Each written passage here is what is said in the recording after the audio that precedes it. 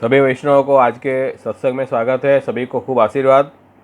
आज अपन कृष्णाष्टक स्तोत्र का सत्संग प्रारंभ करें तो सबसे पहले मंगलाचरण करेंगे, उसके बाद कृष्णाष्टक स्तोत्र का पाठ करेंगे और फिर अपना कार्यक्रम शुरू करें। सर्वमार्गेषु नष्टेषु चिंता संतानहंतारो यत्पादाम्बुजरेणवः स्वीयानान्तान् निजाचार्यान् प्रणमामि मुहुर्मुहुः। यदनुग्रहतो जन्तुः सर्वदुःखातिगो भवेत् तमहं सर्वदा वन्दे श्रीमद्वल्लभनन्दनम्। अज्ञानतिमिरान्धस्य ज्ञानाञ्जनशलाकया चक्षुरुन्मीलितं येन तस्मै श्रीगुरवे नमः। नमामि हृदये शेषे लीलाक्षीराब्धिशायिनं लक्ष्मीसहस्रलीलाभिसेव्यमानं कलानिधिं। चतुर्भिश्च त्रिभिस्तथा षड्भिर्विराजते योऽसौ पञ्चधा हृदये मम। अथ कृष्णाष्टक स्तोत्रम्। सर्वमार्गेषु नष्टेषु कलौ च खलधर्मिणि पाषण्डप्रचुरे लोके कृष्ण एव गतिर्मम। म्लेच्छाक्रान्तेषु देशेषु पापैकनिलेषु च सत्पीडाव्यग्रलोकेषु कृष्ण एव गतिर्मम। गङ्गादितीर्थवर्येषु दुष्टैरेवावृतेष्वः तिरोहितादिदैवेषु कृष्ण एव गतिर्मम। अहङ्कारविमूढेषु सत्सु पापानुवर्तिषु लाभपूजार्थयत्नेषु कृष्ण एव गतिर्मम। अपरिज्ञाननष्टेषु मन्त्रेष्वव्रतयोगिषु तिरोहितार्थदेवेषु कृष्ण एव गतिर्मम। नानावादविनष्टेषु सर्वकर्मव्रतादिषु पाषण्डैकप्रयत्नेषु कृष्ण एव गतिर्मम। अजामिलादिदोषाणां नाशकोऽनुभवे स्थितः ज्ञापिताखिलमाहात्म्य कृष्ण एव गतिर्मम। प्राकृता सकला देवा गणितानन्दकं बृहत् पूर्णानन्दोऽहृतस्मात् कृष्ण एव गतिर्मम। विवेकधैर्यभक्त्यादि रहितस्य विशेषतः पापासक्तस्य दीनस्य कृष्ण एव गतिर्मम। सर्वसामर्थ्यसहितः सर्वत्रैवाखिलाकृत् शरणस्थसमुद्धारं कृष्णं विज्ञापयाम्यहं। कृष्णाश्रयमिदं स्तोत्रं यः पठेत् कृष्णसन्निधौ तस्य आश्रयो भवेत् कृष्ण इति श्रीवल्लभो ब्रवीत्। इति श्रीवल्लभाचार्य विरचितं कृष्णाष्टक स्तोत्रं सम्पूर्णम्।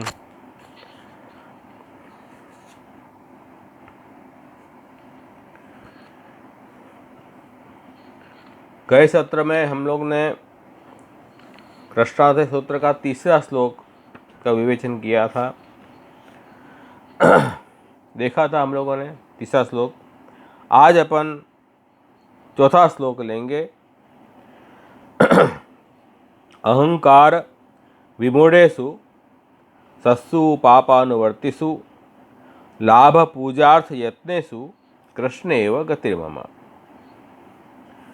अब ये चौथे श्लोक में जो धर्म का चौथा अंग है कर्ता, धर्म करने वाला, वो यदि प्रबल है तो कुछ त्रुटि भी होगी तो वो पूर्ण कर लेगा। अगर धर्म करने वाले में सामर्थ्य है, वो कर्ता सक्षम है, तो कुछ दूसरे अंगों की त्रुटि भी होगी तो वो पूर्ण कर लेगा। इसलिए कर्ता यदि प्रबल है तो अच्छा हो जाएगा, फिर कृष्णाष्टक की क्या जरूरत है। तो करें नहीं, आजकल कलयुग में कर्ता जो करने वाले, धर्म करने वाले, उनकी भी स्थिति जो है बड़ी संकट में आ गई है। वो कैसे, तो वो अब यहाँ समझा रहे हैं। कर्म करने वाले, धर्म करने वाले जो अच्छे हों तो फल सिद्धि हो जाए, संभव है। परंतु कर्म करने वाले, जो धर्म करने वाले जो कर्ता हैं, वो भी अब फल सिद्ध करने में सक्षम नहीं रहे हैं। इसलिए केवल कृष्ण का आश्रय रखने से ही हमारा कार्य सिद्ध होगा, ये समझा रहे हैं। इस बात को समझा रहे हैं चौथे श्लोक में। अहंकार विमूढ़ेषु सत्सु पाप अनुवर्तिषु लाभ पूजार्थ यत्नेषु कृष्ण एव गतिर्मम। क्या कह रहे हैं? सत्सु मतलब सज्जन व्यक्ति, जानकार व्यक्ति, वो कैसे हो गए हैं? अहंकार विमूढ़ेषु, अभिमान से ग्रस्त हो गए हैं, और अभिमान के कारण विमूढ़ेषु, विशेष रूप से वो मूढ़ हो गए हैं, अधर्म में मोहित हो गए हैं। और क्या हो गया है? पाप अनुवर्तिसु, पापियों का अनुसरण करने वाले भी वो हो गए हैं। और क्या कर रहे हैं? लाभ पूजार्थ यत्नेषु, लाभ और पूजा के लिए ही जो प्रयत्न करने वाले हो गए हैं। इसलिए ऐसे जो सज्जन पुरुष भी दुष्ट हो गए हैं, इसलिए अब ऐसे कर्ता इस कलयुग में धर्म सिद्ध नहीं कर पाएंगे। इसलिए हमें उनका संग करने से भी हमें कुछ लाभ नहीं होगा। इसलिए यह कह रहे हैं केवल कृष्ण का ही संग करो, कृष्ण का ही आश्रय रखो, कृष्ण ही हमारा उद्धार करें, कल्याण करेंगे, रक्षा करेंगे। कृष्ण एव गतिर्मम। ये तो मूल श्लोक का अर्थ मैंने आपको समझाया। अब जो व्याख्याकार हैं अलग अलग वो क्या आज्ञा कर रहे हैं वो भी अपन देख लें। अहंकार का क्या मतलब लेना, तो श्री रघुनाथ जी यहाँ समझा रहे हैं, पंचम लाल जी श्री गोसाई जी के। किंच वयम सर्वज्ञाः केवा अस्मत् अधिक वेत्तार यान वयम पृच्छाम इति एवं विध अहंकारेण विशेषतः मूढ़ेषु। हम लोग जो हैं, हम कलयुग के जो लोग कैसे हैं, खुद को क्या समझते हैं? हम तो सर्वज्ञ हैं, हम सब कुछ जानते हैं, और इस कारण हमारे से ज़्यादा जानने वाला कौन है? हम ही तो जानते हैं सब, और सब तो मूर्ख हैं। एक हम ही सब पक्के पंडित विद्वान हैं, हम सब कुछ जानते हैं। ऐसे समझने वाले कलयुग में ज़्यादा हो गए। अब हम किसको पूछने जाएं? हम ही सब कुछ जानते हैं, हम किसको पूछें? इस तरह से उनको अहंकार हो गया है, और अहंकार के कारण उनमें मूढ़ता तो आई है, लेकिन विशेष मूढ़ता आई है। मूढ़ का मतलब किसी चीज़ में मोह हो जाना, मतलब मोह इस तरह हो जाए कि हम दूसरी चीज़ को नहीं समझें। माने हम जो समझ रहे हैं विषय, जो सिद्धांत हमने समझा, जो शास्त्र हमने समझे, वही बात सही है, बाकी सब बात को हम विचारने भी हम योग्य नहीं समझते हैं। इस तरह से जो अपने आप को समझ रहे हैं, और विशेष मूढ़ इसलिए कहा कि आत्मोद्धार उपाय ज्ञान शून्येषु, अपना आत्मकल्याण, आत्मा का उद्धार के वो जो उपाय बताए हैं शास्त्र में, उस उपाय को वो जानते नहीं हैं। वो जान रहे हैं, वो वास्तव में उपाय नहीं है। यूँ समझ रहे हैं कि यही उपाय है, भगवत प्राप्ति का यही उपाय है। वो अपनी ठोस बुद्धि से ठस बुद्धि समझ रहे हैं, लेकिन वास्तव में वो उपाय नहीं है। शास्त्र का कुछ अलग अर्थ है, लेकिन अहंकार के कारण वो पूरी बात जान नहीं पा रहे हैं। ये स्थिति उनकी हो गई है। ऐसे हो जाने से अब जो क्यों ऐसा क्यों हो गया, तो कह रहे हैं कि लोकेशु पाषंड प्रचुरे लोके कृष्णेव गतिर्मम सर्वमार्गेषु नष्टेषु कलौ च खलधर्मिणी पाषंड प्रचुरे लोके कृष्णेव गतिर्मम। भाई ये कलिकाल है, वो कलिकाल खलधर्मिणी है, वो पहले ही हम समझ गए थे। इसलिए लोक में ज़्यादातर पाखंड की ही बहुलता है, इसलिए लोगों की समझ भी ऐसी विपरीत हो गई है। जो धर्म है उसको अधर्म समझते हैं, अधर्म है उसको धर्म समझते हैं। ये स्थिति आज लोगों की हो गई है, क्योंकि कलिकाल जो है वो तामस प्रधान युग है, और तामस प्रधान युग होने से अब सच्चा ज्ञान वो नहीं होने देता। भगवत गीता के अंदर भी भगवान ये बात आज्ञा कर रहे हैं कि देखो 3 प्रकार की बुद्धि होती है, सात्विक, राजस और तामस। प्रवृत्तिं च निवृत्तिं च कार्य अकार्य भय अभय बंधम मोक्षम च या वेत्ति बुद्धि सा पार्थ सात्विकी। जो बुद्धि प्रवृत्ति और निवृत्ति को क्या करना चाहिए, क्या नहीं करना चाहिए, कहाँ भय रखना, कहाँ निर्भयता रखनी, क्या बंधन है, क्या मोक्ष है, इस बात को सच्ची जानती है, वो तो सात्विकी बुद्धि है। जितना सात्विक प्रधान जीव होगा उतनी उसकी बुद्धि भी सात्विक होगी। इसलिए हमें हमेशा ये आग्रह रखना है कि हम जो है सात्विक आहार, सात्विक विहार, इस तरह से अपना जीवन यापन करें तो हमारी बुद्धि भी सात्विक हो, और सात्विक बुद्धि होगी तो हमें धर्म अधर्म का सच्चा ज्ञान होगा। तो ये गीता में भगवान कह रहे हैं। अब हम संसार में आगे बढ़ रहे हैं तो समझ रहे हैं हम आगे बढ़ रहे हैं। सांसारिक वस्तु को इकट्ठी करने में लगे हुए हैं, जो नश्वर है, अनित्य है, क्षणभंगुर है, जो अपने आत्मा को पतन करने वाली है, ऐसे जो सांसारिक भोग में लगे हुए हैं, हम समझ रहे हैं हम अच्छा कार्य कर रहे हैं, हम बहुत आगे बढ़ रहे हैं। और जो भगवत धर्म कर रहे हैं, भगवत सेवा, भगवत कथा, भगवत आश्रय जीव हैं, उनको हम क्या समझ रहे हैं, अरे ये तो टाइम अपना वेस्ट कर रहे हैं, इनकी तो कोई पर्सनल लाइफ ही नहीं रह गई, पूरे दिन सेवा कथा ही करते रहते हैं। तो ये क्या हो गई, बुद्धि सात्विकी नहीं है, तामसी बुद्धि हो गई।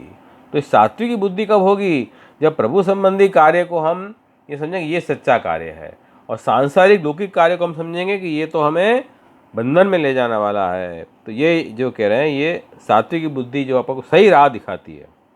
और यया धर्मम अधर्मम च कार्यम च अकार्यमेव च यथावत प्रजानाति बुद्धि सा पार्थ राजसी। ये 18वें अध्याय में श्लोक दिए हैं भगवत गीता में, 30, 31 और 32वां श्लोक। राजसी बुद्धि भी धर्म अधर्म को, कर्तव्य अकर्तव्य को ठीक तरह से जानती नहीं है। जैसे एक बात बताऊं, जैसे जल के अंदर मिट्टी घुल जाए तो जल में जो स्वच्छता निर्मलता है वो नहीं रहती है।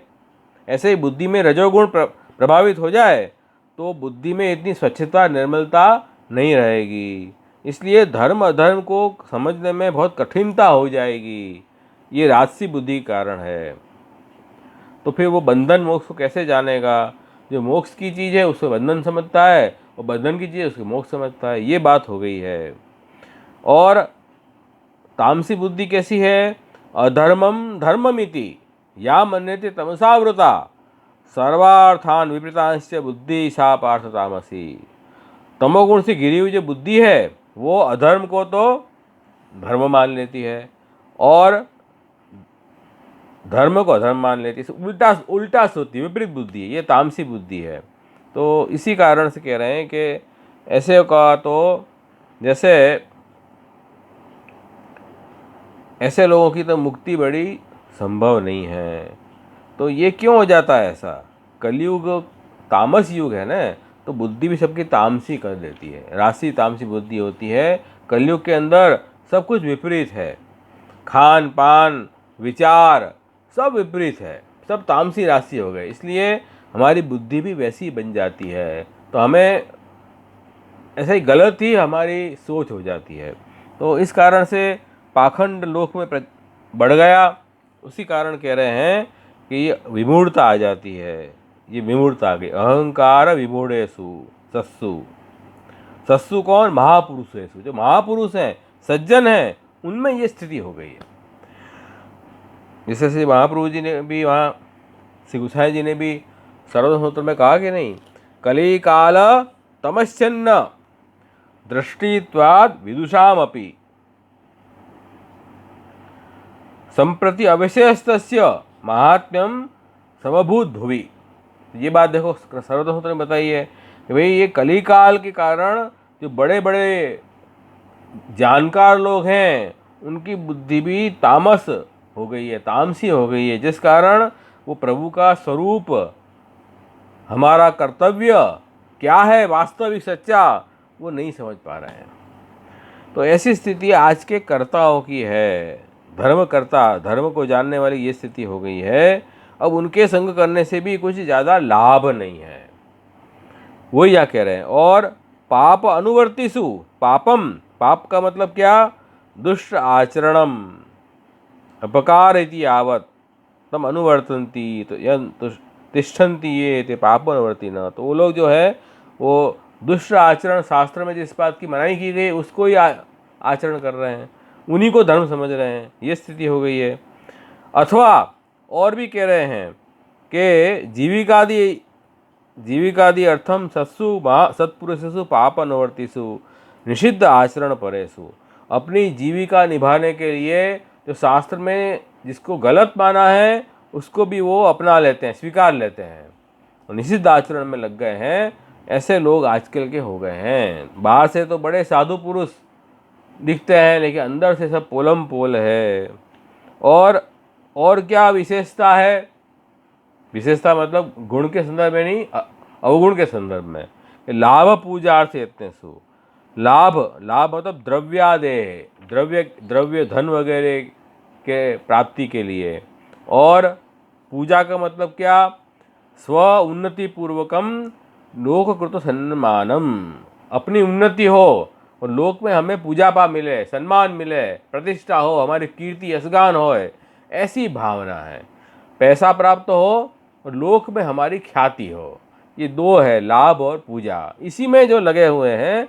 और अर्थ, लाभ पूजा, अर्थ में स्वप्रयोजनम, अपना स्वार्थ कैसे सिद्ध हो, इसी में जो लगे हुए हैं। लाभ पूजा अर्थ यत्नेषु, सब प्रकार के जो प्रयत्न हैं इसी तीन चीज के लिए, लाभ पूजा और अर्थ। अर्थ मतलब प्रयोजन, अपने प्रयोजन को सिद्ध करने के लिए। एतत् तृतीय सिद्ध्यर्थमेव यत्न उद्यमः येषाम तेषु सत्सु कृष्णे मत, इस प्रकार से कह रहे हैं कि ये तीन प्रकार के अवगुण और आ गए, उसी में जिनका यत्न उद्यम है, जिनके ऐसे सत्सु हो गए। सत्सु सत्पुरुष, जो महापुरुष जिसे हम बड़े मानते हैं कि ये तो बड़े लोग हैं, इनको हमको फॉलो करना चाहिए, उनकी ये स्थिति हो गई है कलयुग में। ऐसी स्थिति में अपन कृष्ण को छोड़ के इनके भरोसे हम अपना कल्याण नहीं कर पाएंगे, ये बात सब समझ लो। कृष्ण आश्रय को छोड़ के और इन व्यक्तिगत पूजा पाप करोगे किसी व्यक्ति का कि नहीं इस व्यक्ति को हम अनुसरें, तो कहीं ना कहीं आप धोखा खाओगे। जैसे महाप्रभु जी कह रहे हैं, आश्रय तो कृष्ण का ही रखना है। तो श्री रघुनाथ जी ने बहुत सुंदर तरीके से ये बात समझाई। अब अपन देखें श्री कल्याण राय जी की टीका में आप क्या आज्ञा कर रहे हैं।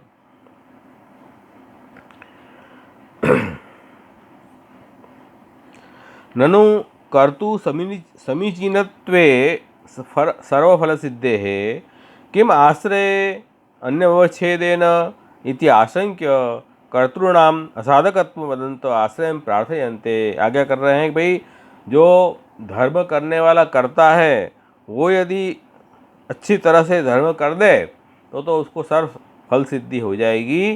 कुछ त्रुटि भी होगी, वो त्रुटि भी पूर्ण हो जाएगी, ये आज्ञा कर रहे हैं। तो कह रहे हैं कि फिर आश्रय करने की क्यों कह रहे हो, तो श्री महाप्रभु जी ने उसका कारण यहाँ दिया है, अहंकार विमूढ़ेषु। अब यहाँ फिर ये टीकाकार किस तरह से उस बात को समझा रहे हैं वो अपन समझें। श्री कल्याण राय जी, श्री गोसाई जी के पुत्र श्री गोविंद राय जी, श्री गोविंद राय जी के पुत्र श्री कल्याण राय जी, और श्री कल्याण राय जी के पुत्र हरिराय महाप्रभु जी। तो ये कह रहे हैं श्री कल्याण राय जी आगे कर रहे हैं कि अहंकार विमूढ़ेषु, सत्सु मतलब कौन, कि पंडितेषु। सत्सु का मतलब यहाँ पंडित, पंडित जो अपने को, उनकी जिनकी बुद्धि अच्छी है, पंडा का मतलब बुद्धि होता है, और जिनके पास पंडा है अथवा बुद्धि है वो पंडित कहे जाते हैं। जो पढ़े लिखे लोग हैं, जानकार लोग हैं, वो सब पंडित हैं। आजकल पंडित शब्द जो कुछ जानता नहीं है, धोती पैर के घूम रहा है यहाँ से यहाँ ब्राह्मण, हम कहते हैं अरे पंडित जी इधर आओ, तो वो अर्थ नहीं है पंडित का। पंडित शब्द जो है वो संस्कृत में जो बुद्धिमान व्यक्ति है, सब कुछ जानता है, ऐसे लोगों को पंडित कहते हैं। तो आजकल की भाषा में वो पंडित शब्द कुछ अलग तरह से रूढ़ हो गया है, तो वो बात यहाँ नहीं है। सत्सु का मतलब पंडित, पंडितों में जो है वो अहंकारेण, अहंकार के कारण, अहंकार का मतलब वयम शास्त्रज्ञाः, हम तो शास्त्र को जानने वाले हैं, सब शास्त्र हम जानते हैं। इति गर्वेण, इस तरह से गर्व के कारण अन्यम पृच्छन्ति अपि न, अन्य को पूछने की ज़रूरत नहीं है, हम जो समझ गए वही ठीक है, अन्य के पास जाने की ज़रूरत नहीं है हमको। और सब तो मूर्ख हैं, सबसे ज़्यादा तो हम ही जानते हैं, सब सिद्धांत हमको पता है। इस तरह की जो वृत्ति है वो कह रहे हैं कि इस प्रकार का अहंकार से विमूढ़ता आती है। अब फॉर एग्जाम्पल कौन से, तो कल्याण जी आज्ञा कर रहे हैं, मायावादादि अभिनिवेशाद विशेषेण मूढ़ेषु सत्सु। मायावाद वगैरह वादों से जिनकी बुद्धि प्रभावित हो गई है, ऐसे लोग। और देखो ये मायावाद की बात आई तो ऐसे अनेक मत हैं जो महाप्रभु जी कह रहे हैं कि शास्त्र का मत नहीं है, इसलिए इसे आचार्य का नाम है मायावाद निराकर्ता सर्ववाद निरास्कृत। आप मायावाद को निराकरण करने वाले हैं, खंडन करने वाले हैं, उनका निषेध करने वाले हैं। और जितने भी और भी मत हैं जो अपने गीता भागवत वेद से जो संगत नहीं है, उन सबको आप निषेध कर रहे हैं, ऐसे ऐसे महाप्रभु जी हैं। तो उन मतों का दृढ़ाग्रह जो शास्त्र का वास्तविक अर्थ नहीं है, ऐसे जो मत हैं उनके दृढ़ाग्रह क्या हो गया है कि अपनी बुद्धि तामसी हो गई है। इस कारण हम किसी को पूछते भी नहीं हैं, अपने मन से नक्की कर लेते हैं कि यही सिद्धांत है। जैसे मायावाद, जैसे सिद्धांत रहस्य सिद्धांत मुक्तावली में भी आचार्य चरण ने इन मतों को गिनाया है। अपरम तत्र पूर्वस्मिन् वादिनो बहुधा जगुः मायिकं सगुणं कार्यं स्वतंत्रं च इति न एकधा। मायावादादि है ना, मायावादी नहीं और भी अन्य मत हैं। कौन कौन से हैं कि भाई ये महाप्रभु जी आज्ञा कर रहे हैं कि देखो अपना सिद्धांत क्या है, वेद गीता ब्रह्मसूत्र भागवत इन प्रमाण चतुष्ट के आधार पर अपना सिद्धांत क्या है कि साकार ब्रह्मवाद के स्थापक साकार ब्रह्मवाद है। वो क्या है, पर ब्रह्म तो कृष्णो ही सच्चिदानंदम बृहत। पर ब्रह्म तो श्री कृष्ण है और उन कृष्ण का जो धाम है, जो धर्म है अक्षर ब्रह्म, वो सच्चिदानंदक है। क्योंकि धर्मी से कुछ न्यून है, धर्मी और धर्म में धर्मी की श्रेष्ठता होती है, धाम और धामी में धामी की श्रेष्ठता होती है। इसी तरह अक्षर ब्रह्म जो है वो भगवान का विराजने का स्थान है और श्री कृष्ण स्वयं उसमें विराजते हैं, वो धामी हैं। अथवा यों कह दो कि आनंद रूप श्री कृष्ण है, उन कृष्ण का आनंद धर्म है, वो अक्षर ब्रह्म है। तो द्विरूपम तद्धि सर्वम स्यात् एकम तस्मा विलक्षणम। इन अक्षर ब्रह्म के भी दो रूप हैं। एक तो इन अक्षर ब्रह्म में से पूरी सृष्टि प्रकट हुई, पूरा जगत जो है वो ब्रह्म का ही रूप है। वो अक्षर ब्रह्म जो है भगवान का धाम या भगवान का धर्म, उसी में से पूरी सृष्टि प्रकट हुई है, यूँ कह रहे हैं। तो एक तो सर्वस्यात् सर्वम स्यात्, सर्व सृष्टि जो जगत दिखाई दे रहा है वो भी ब्रह्म का ही रूप है। एकम तस्मात् विलक्षणम, एक जो जहाँ से वो जगत प्रकट हुआ है वो विलक्षण रूप, जहाँ आनंद भी प्रकट है, वो भी अक्षर का ही रूप है। अक्षर के दो रूप हैं, जगत के रूप में आनंद अप्रकट है और जहाँ से जगत प्रकट हुआ है उसमें आनंद भी प्रकट है। इस तरह से ये सिद्धांत अपना है साकार ब्रह्मवादी के स्थापक। तो ये सिद्धांत है, लेकिन सब लोग ये सिद्धांत नहीं मानते हैं। वो कौन लोग नहीं मानते हैं, तो श्री महाप्रभु जी ने सिद्धांत मुक्तावली में गिनाया, अपरम तत्र पूर्वस्मिन् वादिनो बहुधा जगुः। पूर्वस्मिन्, जो अक्षर का जो पूर्व रूप है, कौन सा, जगत रूप, वहाँ पे जो वादी लोग हैं वो बहुत तरह से वेद से विरुद्ध मत बता रहे हैं। कई लोग जगत को माइक मानते हैं, कई लोग जगत को प्राकृत मानते हैं, कई लोग जगत को ईश्वर का कार्य मानते हैं, कई लोग जगत को ईश्वर से स्वतंत्र मानते हैं। ऐसे अनेक मत कलयुग में प्रकट हो गए हैं, जो तामसी राजसी बुद्धि के कारण ऐसे मत प्रकट हो गए हैं। तो इस तरह से उनका आग्रह विशेष इसमें हो गया। हम सब जानते हैं ये जगत तो मिथ्या है, माइक है, भगवान ने जगत नहीं बनाया है, माया से ये जगत की भ्रांति हो रही है। अपन क्या कह रहे हैं कि भगवान ने ही सब कुछ बनाया है, भगवान ही इसके मूल कारण है। देखो ये लोग क्या कह रहे हैं, माया मतलब अज्ञान, उससे दुनिया आई है। भगवान का इसमें कोई रोल ही नहीं है। मतलब भगवान का कोई महात्म्य नहीं रहा। अपन कह रहे हैं कि प्रभु तो एक संकल्प मात्र से अनेक सृष्टि प्रकट करते हैं, हम कह रहे हैं, वो कह रहे हैं कि प्रभु सृष्टि प्रकट करते ही नहीं है। तो इस तरह से ठाकुर जी का महात्म्य गौण कर देते हैं। लेकिन अपन भगवत गीता को कंसल्ट करें तो भगवान तो क्या कह रहे हैं, अहम कृष्ण से जगत प्रभव प्रलयस तथा मत्त परतरम न अन्यत किंचिदस्ति धनंजय मयि सर्वइदम प्रोतम सूत्रे मणिगणा एव। भाई ये पूरी सृष्टि जो है उसका उत्पन्न करने वाला भी मैं हूँ, उसका लय करने वाला भी मैं हूँ, जो उत्पन्न हो रहा है वो भी मैं हूँ, और जो लय हो रहा है वो भी मैं हूँ। मतलब दोनों ही चीज़ भगवान है। जगत बनाने वाले भी भगवान हैं और जो जगत बन रहा है वो भी भगवान है। रक्षा करने वाले भी भगवान है, जिसकी रक्षा हो रही है वो भी भगवान है, और करने वाले भी भगवान है, जिसका लय हो रहा है वो भी भगवान है। इस तरह संपूर्ण सृष्टि जो है वो प्रभु ही बने हैं। तो मायावाद जो माई कह रहे हैं जो लोग, वो तो विरुद्ध हो गई बात, शास्त्र से अन्यथा बात हो गई। इसलिए भगवान कह रहे मत्त परत्रम न अन्यत, मेरे सिवाय दूसरा कोई भी कारण नहीं है इस सृष्टि का।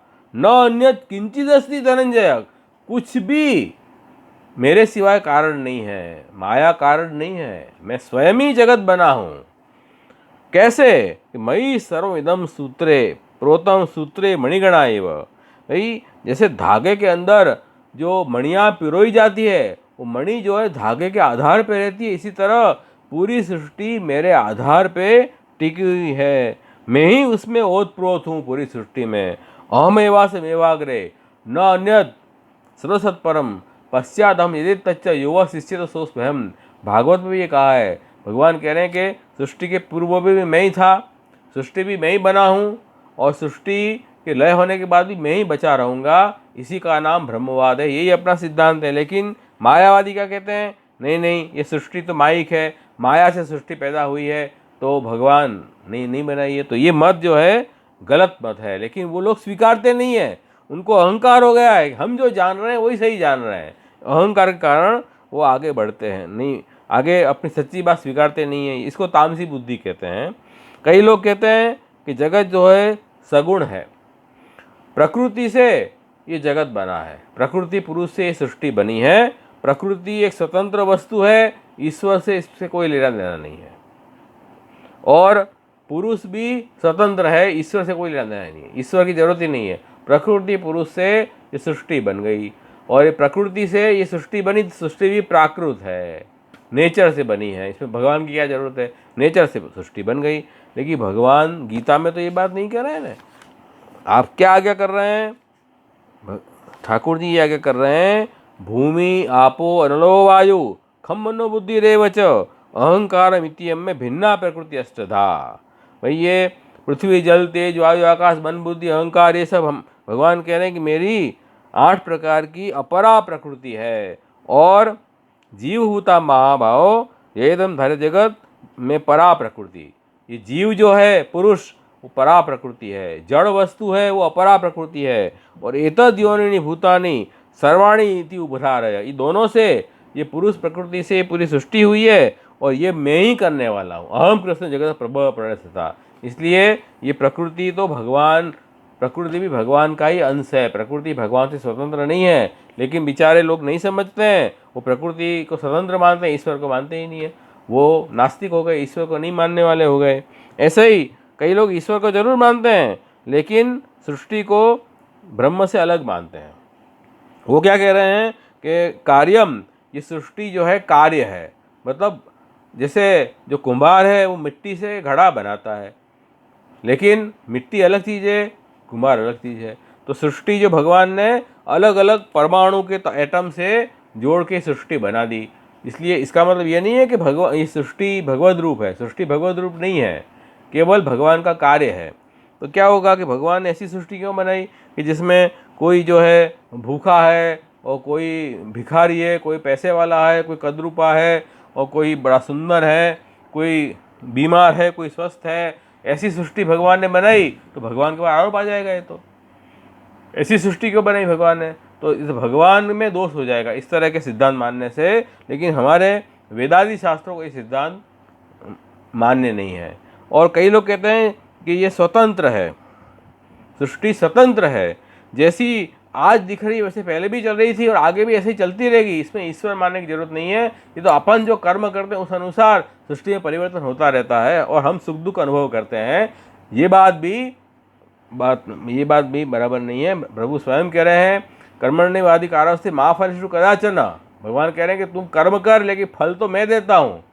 तो फल नियामक तो भगवान है सब चीज़ों के, तो ये स्वतंत्र है, ये बात भी तो ये सब जो है गलत सिद्धांत मान के बैठे हुए हैं ये लोग, वो पूरी बात को स्वीकारते नहीं हैं। इसलिए ज्ञानवत कृति अपि तेषाम दुष्ट, इस तरह उनकी बुद्धि जो है मूढ़ हो गई है, वो मानने को तैयार ही नहीं है किसी चीज़ को। और आगे भी कह रहे हैं कि ज्ञानवत कृति, ऐसे ज्ञान वाले की कृति भी है लेकिन उनमें दुष्टता आ गई है। बड़े बड़े ज्ञान की बात करते हैं लेकिन मूल में उनका प्रयोजन जो है वो लाभ पूजार्थ यत्नेषु,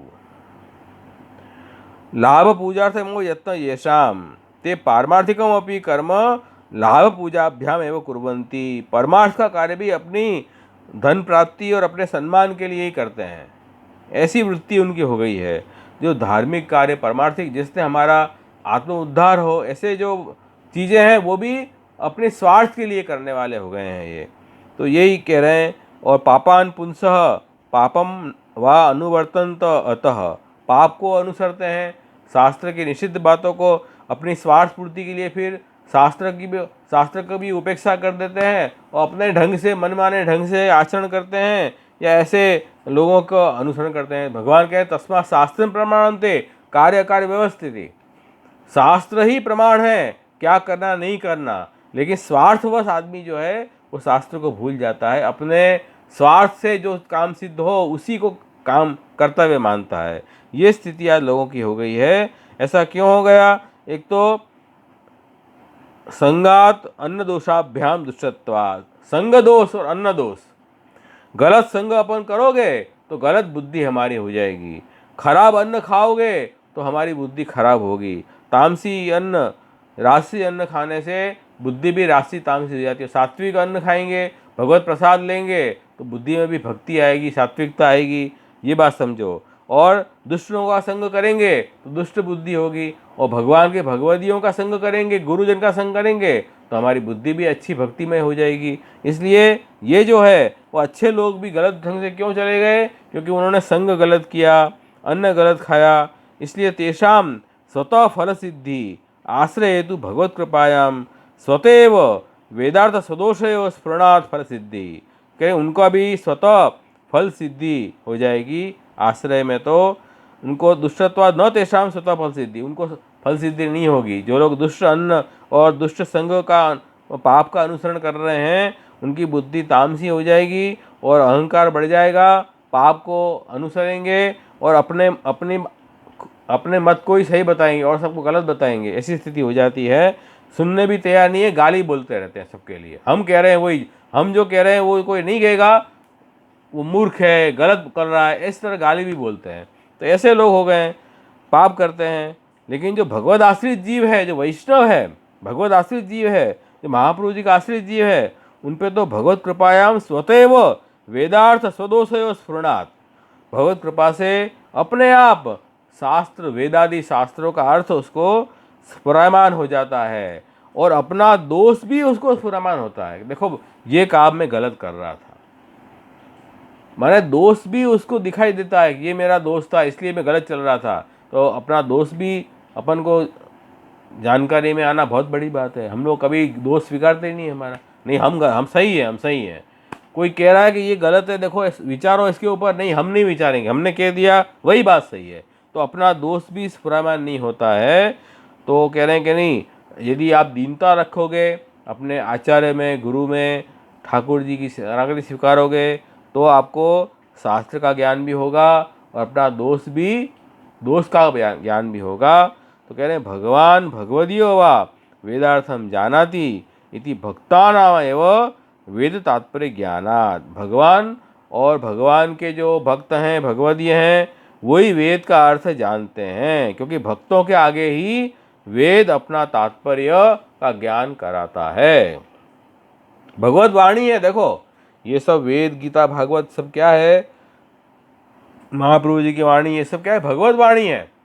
और जो ठाकुर जी के भक्त हैं उन्हीं के आगे ये भगवत वाणी अपना सच्चा अर्थ दिखाती है, सबके आगे नहीं दिखाती है, ये भी बात समझो। इसलिए जिनको भगवत आश्रय है वही ये शास्त्रों का अर्थ समझ सकते हैं। अपने अभिमान से कोई करना चाहे तो वो उनको तो गलत बात समझ में आएगी। अब देखो इसी बात को जो मायावादी वगैरह कैसे गलत अपना आग्रह रखते हैं, उसके कारण उनकी बुद्धि भ्रष्ट हो गई है। इस बात को समझाने के लिए श्री महाप्रभु जी ने शास्त्रार्थ निबंध में एक बहुत सुंदर आख्यायिका भी अपन को दी है, वो अपन समझें। देखो यहाँ आज्ञा कर रहे हैं आप कि भगवत शास्त्र आज्ञाय विचार्य च पुनः पुनः यदुक्तम हरिणा पश्चात संदेह विनिवृत्तये एकम शास्त्रम देवकीपुत्र गीतम एको देवो देवकीपुत्र एव मंत्रोपि एक तस्य नामानि यानि कर्मापेकम तस्य देवस्य सेवा।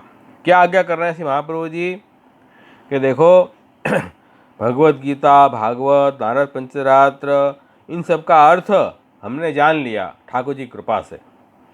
फिर भी बारंबार हमने विचार किया इस शास्त्रों पे और तात्पर्य का निर्णय भी किया, लेकिन उसके बाद जब ऐसे मायावाद और ये निरीश्वर सांख्य योग और ये मीमांसा जो स्वतंत्र मानते हैं, जो दुनिया को ईश्वर को नहीं मानते हैं, ऐसे जो मत प्रकट हो गए, उन मतों का प्रचार होने लगा इस जगत में, तो जीव जो है भगवान से बहिर्मुख होने लगे, उसको संदेह होने लगा।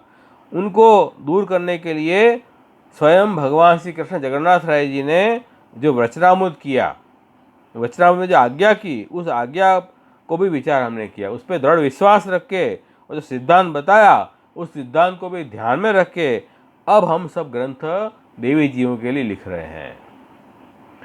और वो क्या आज्ञा की जगन्नाथ राय जी ने, तो यही बात बताई, एकम शास्त्रम देवकी पुत्र गीतम, सबसे सर्वश्रेष्ठ शास्त्र भगवत गीता है, सर्वश्रेष्ठ देव भगवान श्री कृष्ण हैं, सर्वश्रेष्ठ मंत्र एक भगवान का नाम है, और सर्वश्रेष्ठ कर्म जो है इन भगवान की सेवा है। ये चार बातें वहाँ बताई।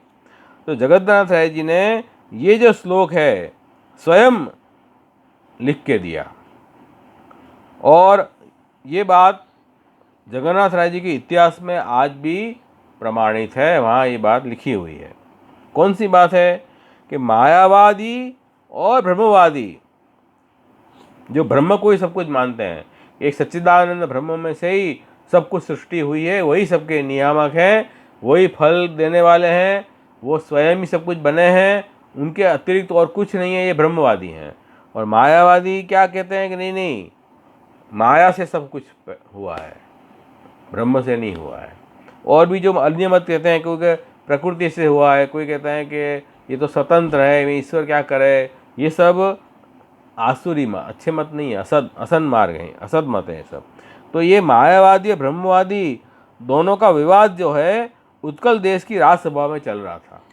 महाप्रभु जी ने ये प्रसंग जो है इसमें दिया है शास्त्रार्थ निबंध में। तो दोनों में विवाद चल रहा था, और विवाद करते करते 7 दिन हो गए, लेकिन कोई भी बात का निर्णय नहीं हो पाया। फिर सब लोगों ने निश्चय ये किया कि यहाँ साक्षात जगन्नाथ राय जी भगवान श्री कृष्ण विराज रहे हैं, उनका मंदिर है, तो मंदिर में प्रश्न लिख के और एक पत्र के ऊपर उनके सन्मुख धर दें अपन, जो ठाकुर जी आज्ञा करेंगे उसी को हम सच मानेंगे। ये बात सब ने मिलकर निश्चय किया।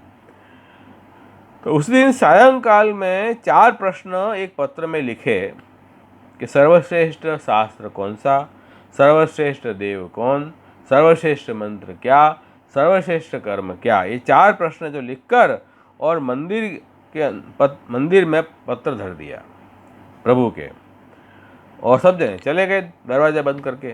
प्रातःकाल उस पत्र में एक श्लोक लिखा हुआ आया। वो कौन सा श्लोक था?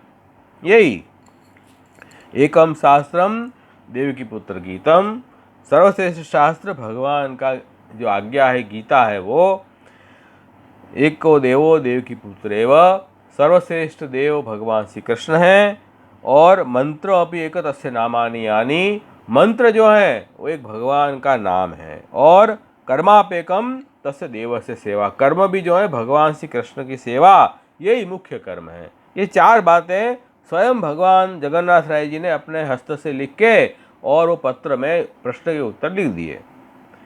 जब उत्तर लिख के आ गया तब सभा सदन में सबने कहा कि उत्तर मान लो। सबन ने मान लिया उत्तर, स्वयं भगवान ने प्रश्न के उत्तर लिख के दिए तो मानना ही पड़ेगा।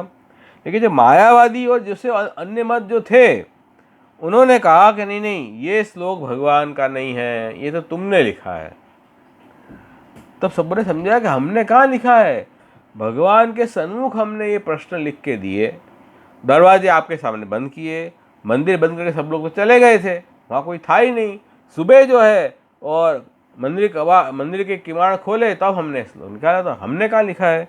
मायावादी जो अन्य मत वाले थे, उन्होंने अन्य मत मैंने दिखाया ना अभी, वही उन्होंने ये बात नहीं मानी, क्योंकि अहंकार विमूढ़ेषु, अहंकार से विमूढ़ता हो गई थी, भगवान की आज्ञा को भी मानने तैयार नहीं है।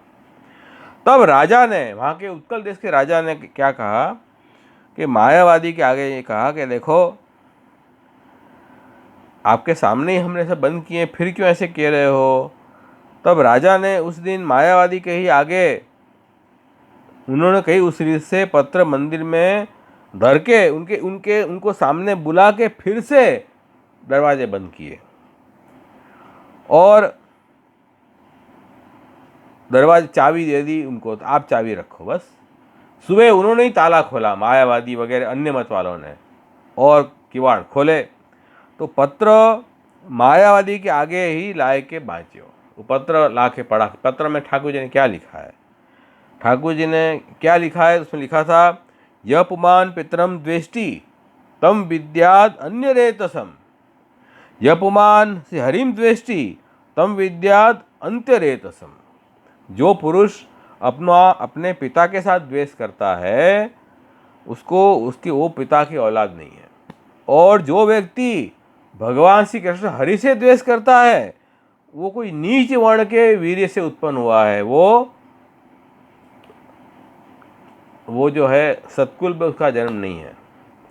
ये श्लोक सुनते ही मायावादी वगैरह जो मत वाले थे वो लज्जित हो गए। तब राजा ने मायावादी की जो माँ थी, उसके जो मायावादी की बातें कर रहे थे, उसकी माँ को पूछा कि भाई कौन है ये, तुम्हारा लड़का है, सच्ची बोलो, क्योंकि इसमें पत्र में लिख के आया है कि जो ईश्वर की बात नहीं मानता, ईश्वर से द्वेष करता है, जो भगवान की इच्छा को भी नहीं मानता है, वो जो है वो नीच व्यक्ति से पैदा हुआ है। वो तो क्या सच्ची बात बता, माँ को पूछा राजा ने धमका के कि ये तेरा पुत्र है। तब उसने कहा कि ये म्लेच्छ धोबी से मेरे गर्भ में रह गया था, उसकी संतान है ये। तब राजा ने उसको अपने देश से बाहर निकाल दिया, यहाँ कभी मत आओ। ये जो इतिहास है आज भी जगन्नाथपुरी में परंपरा से प्रसिद्ध चला आ रहा है। देखो, जो भगवान की इच्छा को भी नहीं मानते हैं, भगवान की आज्ञा को नहीं मानते हैं, उन्हें क्या कहेंगे। तो ये कह रहे हैं कि आज के कलयुग में ऐसे लोग जीव हो गए हैं, अहंकार विमूढ़ेषु ससु पापानुवर्ति, अहंकार में इतनी मूर्ता आ जाती है, किसी की परवाह नहीं कर। भगवान भी कह रहे हैं आके तो भी नहीं माने, बोलो हम जो कह रहे हैं वही सच्चा है। ये स्थिति, ये विमूढ़ता है, ये स्थिति आज आके खड़ी हो गई है। न भगवान की बात मानते हैं, न आचार्य की बात मानते हैं, न भक्तों की बात मानते हैं। वो खुद कहें वही सच्चा, और भले जितने बोल रहे हैं सब झूठे हैं, एक मैं ही सच्चा हूँ। ये वृत्ति हो गई है लोगों की। इस स्थिति में ऐसे लोगों का हम संग करेंगे तो उनके संग से हमारा उद्धार नहीं होगा। कि महाप्रभु जी कह रहे हैं, से आज्ञा कर रहे हैं, कृष्ण एव गतिर्मम, कृष्ण ही हमारी रक्षक करने वाले हैं। ये श्री कल्याण राय जी ने ये बात समझाई अपने को। अब अपन व्रजराय जी की टीका अपन देखें। थोड़ी बात तो सब में कॉमन आएगी, कुछ बात विशेष मिलती है अपने को, इसलिए अपन में दूसरी टीका भी देख रहे हैं। व्रजराय जी क्या कर रहे हैं, अतो परम सताम दुर्मिलतया तदपेक्षया मंत्र साधन जपादेहे स्वमात्र साध्यतयांतरंग त्वात् तत्र परिहाय्यापि वेदांस्तीन कर्माणि विहितानि। हाँ, क्या कह रहे हैं कि भाई ऐसा है कि सत्पुरुषों का संग जो है वो फल देने वाला है, यूँ कह रहे हैं सत्पुरुषों का संग। पंक्ति निकाल लेता हूँ।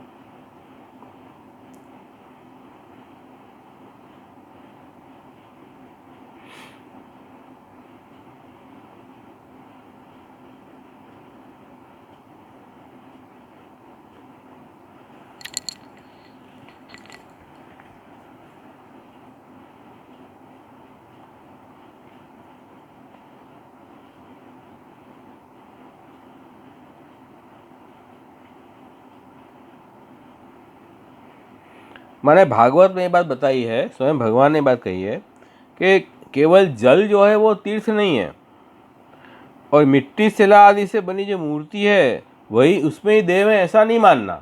वो तो है ही, लेकिन वहीं तक सीमित है देव ऐसा नहीं मानना।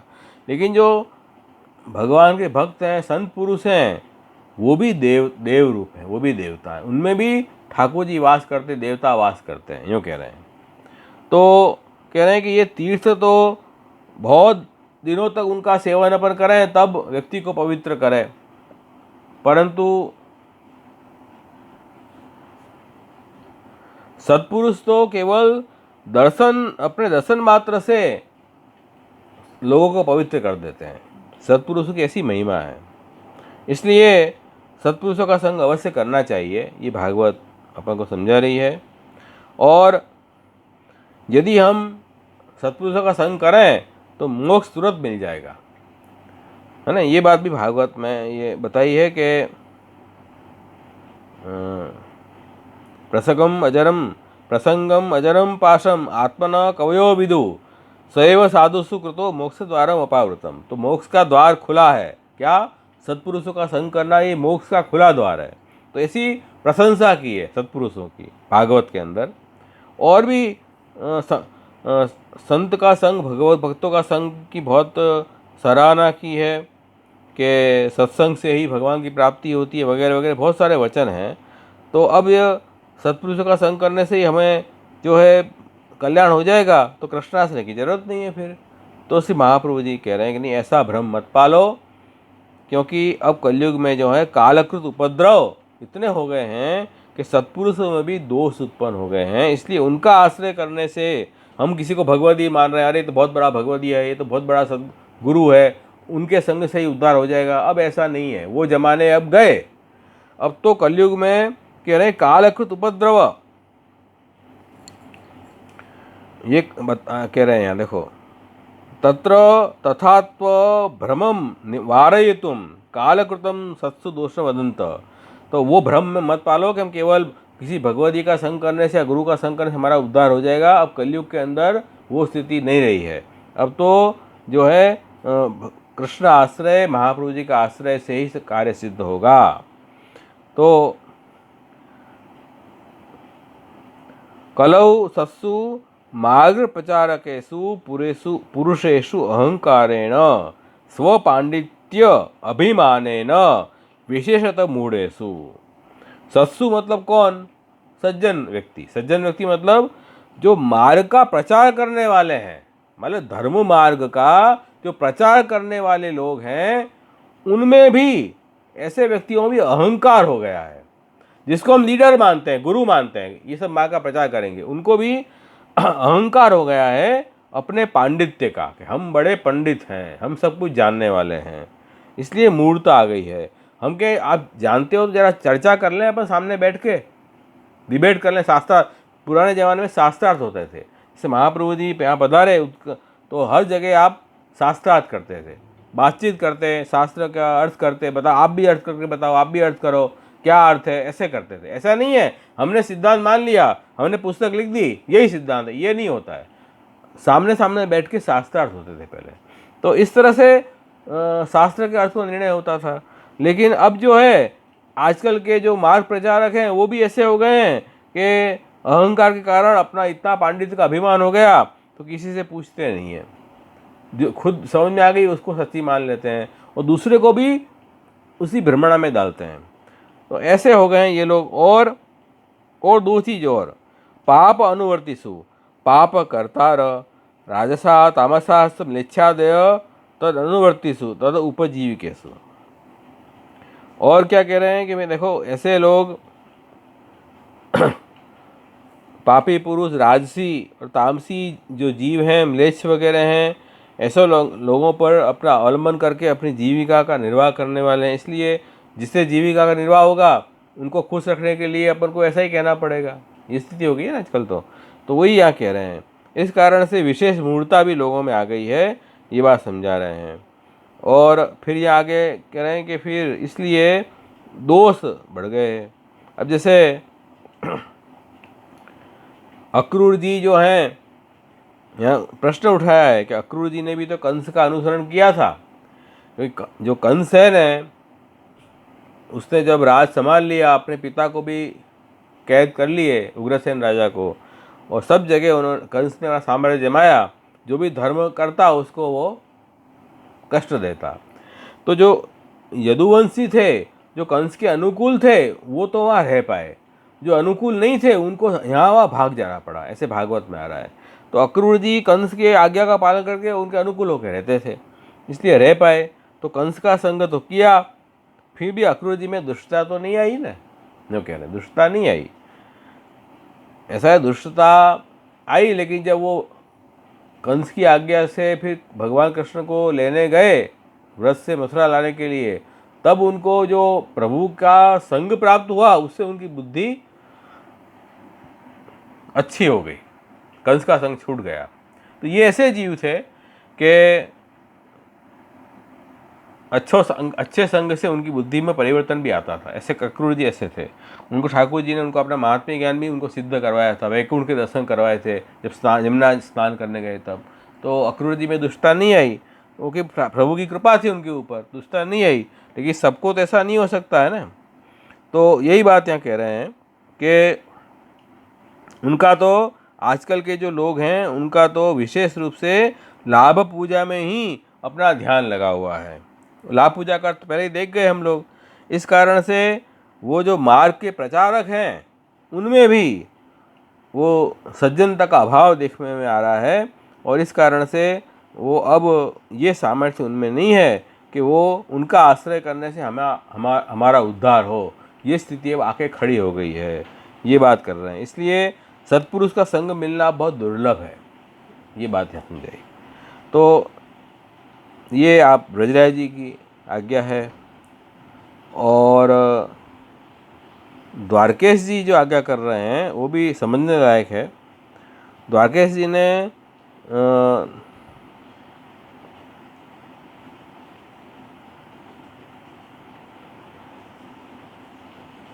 ये बात समझाई है कि परीक्षित राजा की जो कथा आती है भागवत में, वो कथा देखो कि परीक्षित तो भगवान के भक्त थे। उन्होंने तो अपने गर्भ में ही भगवान के दर्शन कर लिए थे। तो महान भक्त हैं परीक्षित, उनसे बड़ा भक्त कौन होगा। तो वो तो उनके पूर्वज भी ठाकुर जी के भक्त थे, वो भी स्वयं इतने भक्त हैं, सामर्थ्य थे उनमें। तो उनको भी जो है यो कह रहे हैं कि परिस्थिति यस्मिन् विद्यमाने तत्शरणागतौ कले अद्य वसाय जात सैव अहंकार इदानीम ससु प्रविष्ट। क्या कर रहे हैं कि उनको परीक्षित राजा को अपने आप में अहंकार हो गया था, मैं बहुत बड़ा भक्त हूँ, बड़ा समर्थ राजा हूँ और मैंने सबको जीत लिया है, इस प्रकार का अहंकार उनको हो गया था। और तब वो जो भागवत के प्रथम स्कंद में जो कथा आती है उसका वो रेफरेंस संदर्भ वहाँ ले रहे हैं कि देखो 18वें अध्याय में ही है।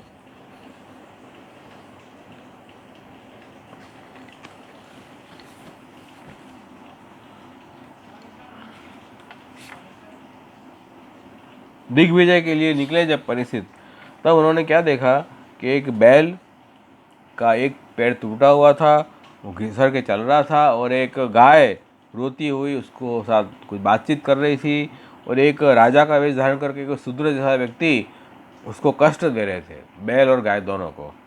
तब कलयुग परीक्षित राजा वहाँ पहुँच गए। उन्होंने कहा कि मेरे राज्य में इस तरह का जो है पाप नहीं चलेगा।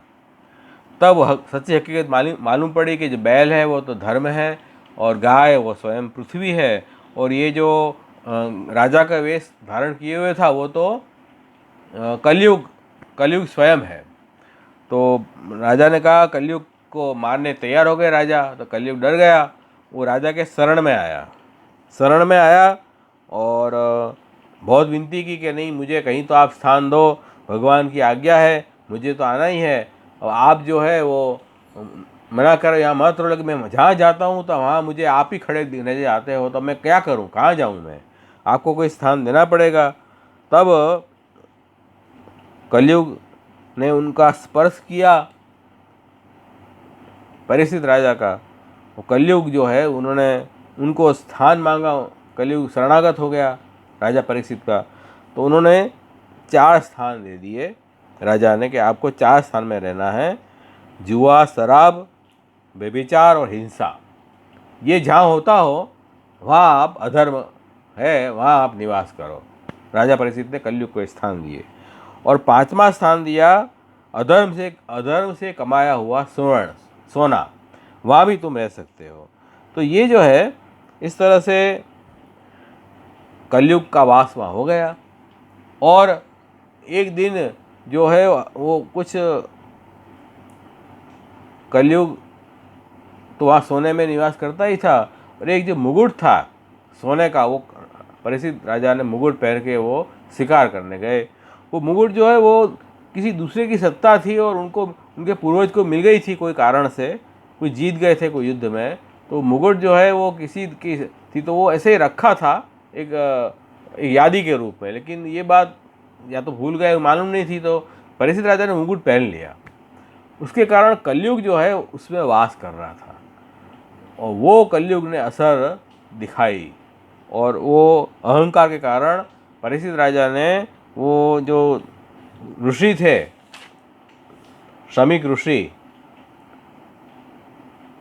उनका अपमान कर दिया, और उनका अपमान किया, जिससे उनके लड़के ने उनको श्राप दे दिया परीक्षित को कि 7 दिन के बाद आपको तक्षक नाग काट जाएगा। तो देखो यहाँ वही कह रहे हैं कि ऐसे सत्पुरुषों को में भी कलयुग का संबंध हो जाने से उनको भी उनमें भी दोष उत्पन्न हो गए।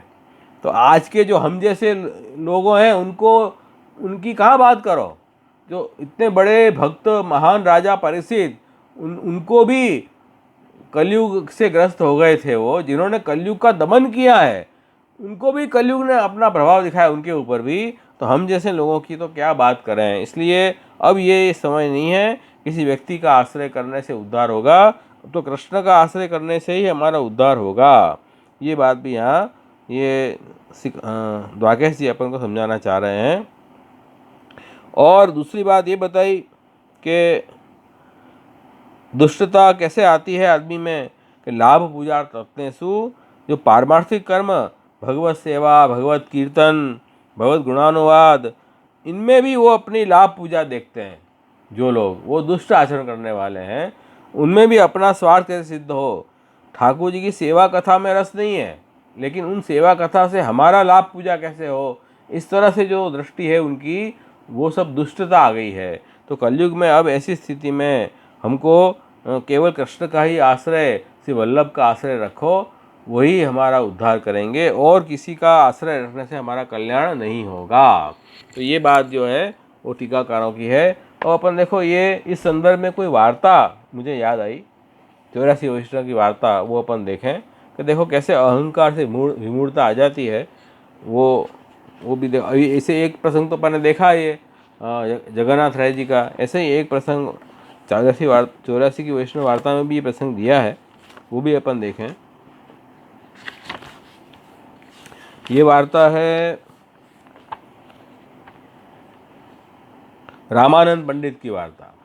देखो उसमें क्या आया है कि रामानंद पंडित जो हैं वो एक ब्राह्मण के वहाँ जन्मे, और उसकी पत्नी के साथ वो रहते थे, और भागवत आदि पुराण खुद पढ़ते और कथा कहते हैं उसकी, रामानंद पंडित। अब कह रहे हैं कि इसलिए उनको सब पंडित कहते हैं, ये तो भाई पंडित हैं, क्यों कि सब पुराण वगैरह समझाते हैं, पढ़ते हैं तो ये पंडित हैं, यूँ कहते सब। उसको नाम रामानंद था, लेकिन उनका हो गया रामानंद, पंडित कहते थे।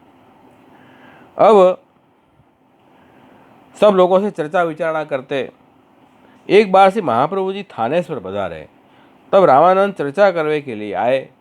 तो श्री महाप्रभु जी के आगे जब आए रामानंद जी, तो उनकी वाणी बंद हो गई, बोल ही नहीं पाए कुछ, और कुछ बोलना चाहे और अपने मुख से कुछ दूसरा ही निकले।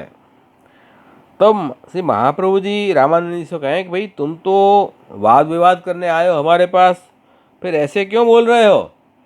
तो रामानंद जी को बड़ी शर्म आई कि अरे ये क्या हो रहा है, मैं कहना कुछ चाह रहा हूँ, मेरे मुंह से कुछ बात निकल रही है। तब वो शर्म के आगे भाग के वो अपने घर आ गए, और घर में जाके सरस्वती देवी का पूजन किया, उनका जप किया, और जब तक देवी प्रसन्न न हो तब तक मैं जलपान नहीं करूँगा, ऐसा उन्हें अनुष्ठान संकल्प किया। 3 रात्रि और 3 दिन हो गए, तब देवी सरस्वती प्रसन्न हो के कहा, भाई मैं प्रसन्न हूँ, तुम्हारे मन में जो आवे सो मांग लो। तो रामानंद पंडित ने कहा कि भाई मुझे ये चाहिए कि मेरे से कोई पंडित जीत ना पाए, वाद विवाद में मेरे से कोई पंडित जीत ना पाए, ऐसा मुझे चाहिए मुझे। तब सरस्वती देवी ने कहा चलो ऐसा ही होगा, तुमको वरदान मैंने दिया, तुमको कोई जीत नहीं पाएगा। तब फिर तो उनको और अहंकार बढ़ गया रामानंद जी को, मैं तो पंडित हो गया, पंडित तो था ही, अब तो देवी का वरदान भी प्राप्त हो गया, अब तो मैं अहंकार अहंकार से विमूढ़ता आ गई उनको। सत्सु थे तो सत्पुरुष, ब्राह्मण थे, शास्त्र पढ़े हुए थे सत्पुरुष, लेकिन अहंकार विमूढ़ेसु। अब और फिर कह रहे आगे कि जब वरदान लेके फिर वापस फिर महाप्रभु जी के आगे बात करने को आए, तो फिर वाचा बंद हो गई उनकी, फिर कछुप बोलते हैं, कुछ निकलता है। तो महाप्रभु जी ने कहा कि अब तो तू सरस्वती देवी को प्रसन्न करके आया है, अब क्यों नहीं बोल पा रहा है? तब रामानंद जी को बड़ी लज्जा आई कि अरे ये तो बड़ी गड़बड़ हो गई, क्या हो रहा है। फिर घर आए, फिर सरस्वती देवी को प्रसन्न किया, फिर उनसे कहा कि भाई क्यों अब क्यों परेशान कर रहा है, मैंने दे तो दिया वरदान तेरे को, तो कि विद्या तो को दी तो है मैंने। तो रामानंद जी ने कहा कि भाई मेरे को विद्या दी नहीं, मैं तो वाद करने गया श्री महाप्रभु जी के पास, वहाँ तो कुछ जवाब दे नहीं पाया मैं।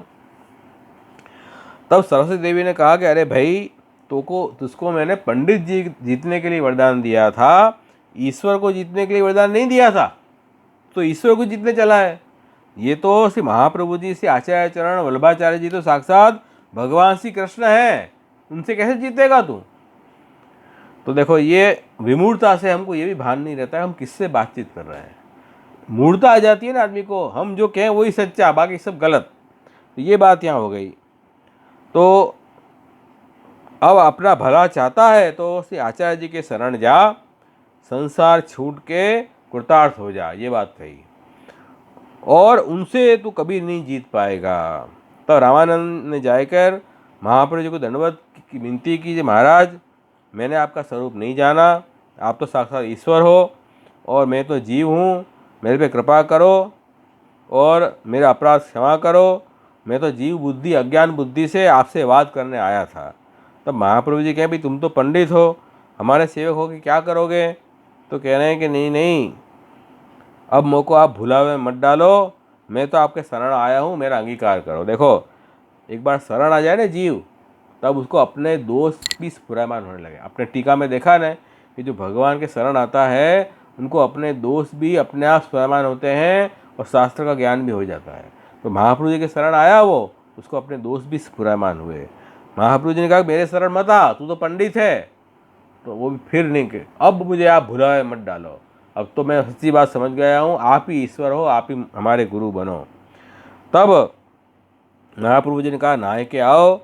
तब रामानंद जी पंडित सरस्वती में नहा के आए और महाप्रभु जी को विनती करी, नाम निवेदन कराया श्री महाप्रभु जी ने, फिर मेरे घर पधारो, स्त्री को अंगीकार करो। तब महाप्रभु जी ने कहा कि वे स्त्री को यहाँ लाओ, नाम सुनाएंगे, और आप तो परिक्रमा को आगे पधारे, फिर वापस पधारेंगे तो तेरे घर उतरेंगे। तब रामानंद घर जाए, अपनी स्त्री को लेके नाम भी दिया, फिर उन्होंने कहा मुझे भगवत सेवा पधराओ। तब श्री महाप्रभु जी कहें तेरे पास जो भागवत की पुस्तक है उनको भोग धर के लिया करो। वो रोज़ भागवत की पुस्तक से पाठ करते थे। श्री महाप्रभु जी का इस पुस्तक को ही आप भोग धर के और लिया करो, सेवा तुमसे नहीं बनेगी, सेवा कठिन है। तब रामानंद पंडित ने स्त्री सहित अपने घर गए, महाप्रभु जाके पता। देखो यहाँ ये भी बताया कि अपने अगर सेवा नहीं बन सके अपने से तो भागवत की पुस्तक को भोग धर के और लेना, इतना कर्म रखना। भागवत का एक अध्याय का पाठ करो, पढ़ो उसको, और पुरुषोत्तम सहस्रनाम का पाठ करो और उनको भोग धर के लो, पुस्तक जी को, इतना कर्म तो रख सकते हो ना। तो ये बताया। देखो ये रामानंद पंडित कैसे अहंकारी थे, विद्या मद हो गया था उनको, और विद्या मद और सामर्थ्य मद भी था, लेकिन विमूढ़ता के कारण वो गलत रास्ता पे जा रहे थे, लेकिन देवी जीव थे तो ठाकुर जी ने उनको वापस सन्मार्ग पे ले आए, श्री महाप्रभु जी के शरण गए। तो देखो ये कृष्ण ही हमारा उद्धार करेंगे हो, और कोई उद्धार नहीं करेगा। एक तो ये वार्ता है। एक दूसरी जो वार्ता है वो वासुदेव छकड़ा की वार्ता है। उनको विद्या मद नहीं था, लेकिन अपने बल का बड़ा मद था उनको, इसलिए अहंकारी हो गए थे। इतनी सामर्थ्य उनमें थी कि 500 आदमी को एक साथ मार गिराते थे, इतना बल था उनमें।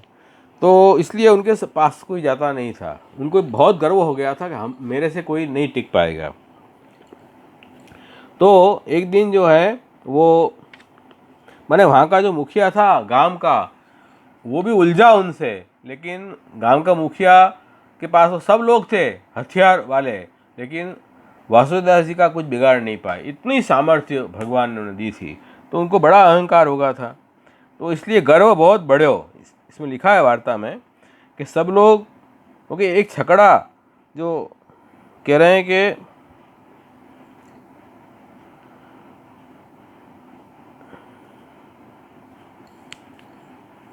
हजार मन का छकड़ा को एक हाथ से उन्होंने धक्का मार के उड़ा दिए, कई व्यक्तियों को फेंक दिए उन्होंने, इतना बल था। इसलिए उनको सब छकड़ा कहते हैं।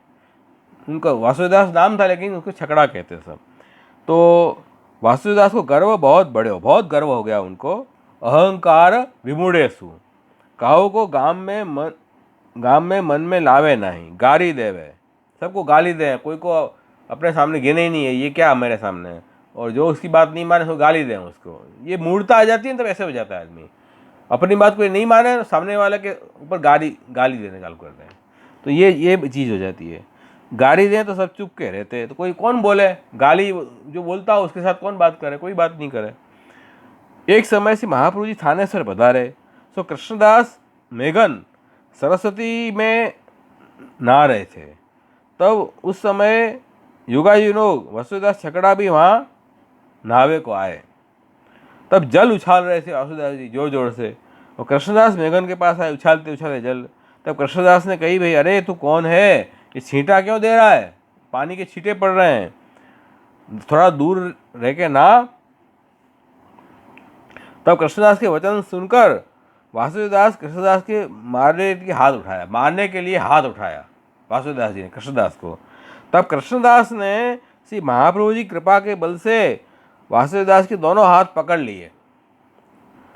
उन्होंने बहुत बल लगाया वासुदेवदास ने, लेकिन कुछ भी नहीं कर पाए, हाथ छुड़ा नहीं पाए, और अंत में हार मान गए।